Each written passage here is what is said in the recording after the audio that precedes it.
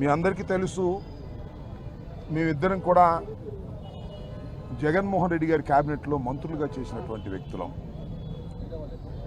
మా మీద కేసులు పెట్టి ఇలా పోలీస్ స్టేషన్కి తిప్పేటటువంటి కార్యక్రమాన్ని నారా చంద్రబాబు నాయుడు గారు, లోకేష్ గారు, కూటమి ప్రభుత్వం పనిగట్టుకు చేస్తున్నది.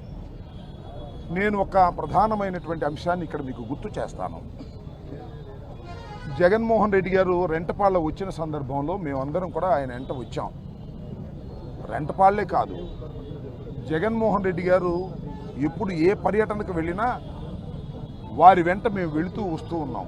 ఇవాళ కాదు, జగన్మోహన్ రెడ్డి గారు పార్టీ పెట్టిన దగ్గర నుంచి ఓదార్పు యాత్ర కానీ, పాదయాత్ర కానీ ఎక్కడైనా ఆయన వెంట వెళుతూ ఉన్నాం, ఫాలో అవుతూ ఉన్నాం.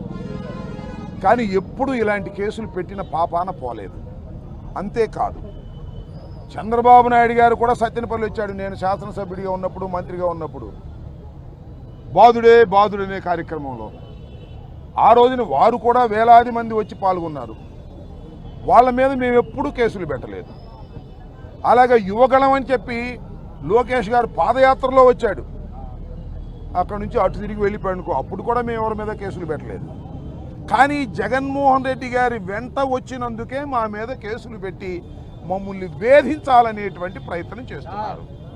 కాబట్టి ఆయన తప్పకుండా అందువల్ల ఆయన తీసుకెళ్ళవా పక్క. అందువల్ల మీ అందరికీ నేను చెప్పదలుచుకున్నది ఏమిటంటే,